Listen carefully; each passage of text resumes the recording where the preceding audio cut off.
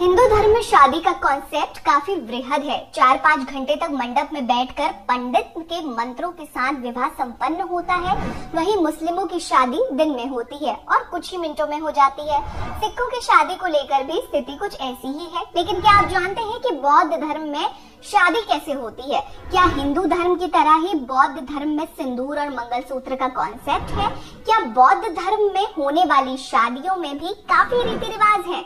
नमस्कार, मैं हूं आपके साथ रीटा और आप देख रहे हैं भीम सेना। वीडियो पसंद आएगी तो लाइक कर लीजिएगा, चैनल को सब्सक्राइब कर लीजिएगा, बेल आइकन दबाना मत भूलिए, कमेंट सेक्शन में अपनी राय जरूर दे दीजिएगा। आज की वीडियो में आपको बताऊंगी कि आखिर बौद्ध धर्म में शादी की प्रक्रिया क्या है। ऐसा माना जाता है कि बौद्ध धर्म का जन्म सनातन धर्म से हुआ है। ऐसी बहुत सारी कहावतें हैं, लेकिन इसके बाद भी बौद्ध धर्म और हिंदू धर्म में शादी के रीति रिवाज काफी अलग हैं। बौद्ध धर्म में शादी के दौरान सिंदूर मंगलसूत्र का उपयोग नहीं किया जाता है।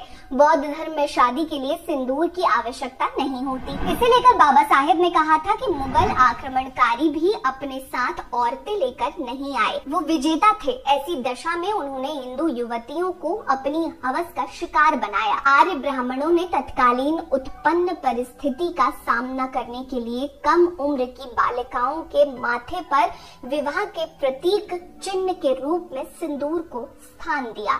इस प्रकार बाल विवाह प्रथा का जन्म हुआ। मुगल किसी विवाहित स्त्री के साथ छेड़खानी नहीं करते थे। उन्हें जब ये पता चल गया कि जिस युवती के माथे पर सिंदूर लगा है वो विवाहित है, तो वो उसे बिल्कुल स्पर्श नहीं किया करते थे। आज जब भारत स्वतंत्र हो चुका है, हमारे सामने न अंग्रेज है न आक्रमणकारी मुगल, फिर इस सिंदूर प्रथा का क्या औचित्य है?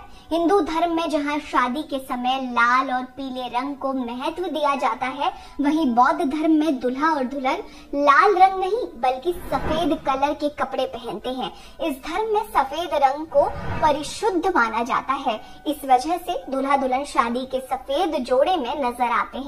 बौद्ध धर्म में शादी के लिए एक टेबल पर गौतम बुद्ध की तस्वीर रखी जाती है और मोमबत्ती जलाई जाती है। उस टेबल के सामने जमीन के ऊपर आसन बिछाया जाता है। इस आसन पर दूल्हा दुल्हन एक साथ बैठते हैं। इसके बाद बौद्ध गुरु गौतम बुद्ध को साक्षी मानकर पूजा से विवाह संस्कार की शुरुआत करते हैं। दूल्हा दुल्हन वेदिका के सामने दीप और अगरबत्ती जलाकर पुष्प अर्पित करते हैं और फिर 3 बार पंचांग प्रणाम करते हैं।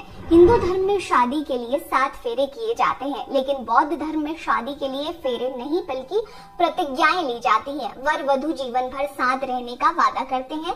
भगवान गौतम बुद्ध को चढ़ाई हुई माला कपल को आशीर्वाद के रूप में दी जाती है। इसके बाद कपल बड़ों का आशीर्वाद लेते हैं। हिंदू धर्म में शादी और शुभ काम के लिए सफेद रंग को अशुभ माना जाता है, लेकिन सफेद रंग अशुभ नहीं होता है।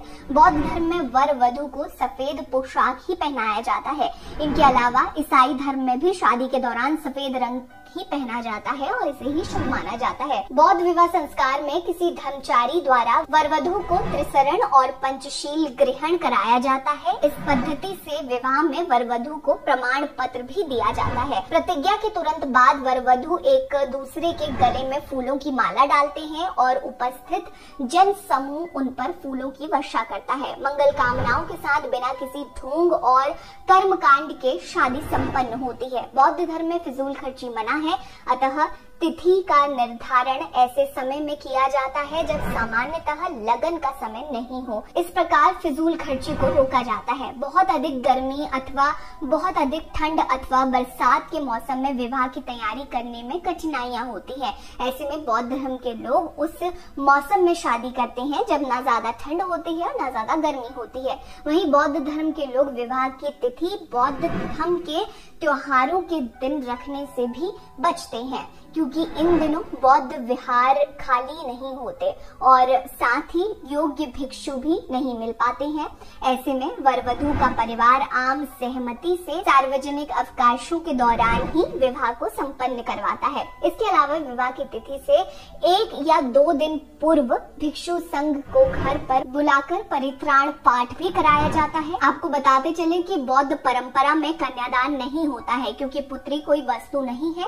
इसका एक मतलब ये भी है कि दान दी हुई वस्तु पर दानदाता का अधिकार नहीं रह जाता। लेकिन बौद्ध धर्म में ऐसा नहीं है कि विवाह के बाद पुत्री से कोई संबंध ही न रहे। यही कारण है कि बौद्ध धर्म में इसे समर्पण विधि कहा जाता है। बौद्ध धर्म की शादी को लेकर हमारी बनाई गई ये वीडियो आपको कैसी लगी, हमें कमेंट सेक्शन में अपनी राय जरूर दीजिएगा। बने रहिए हमारे साथ। नमस्कार।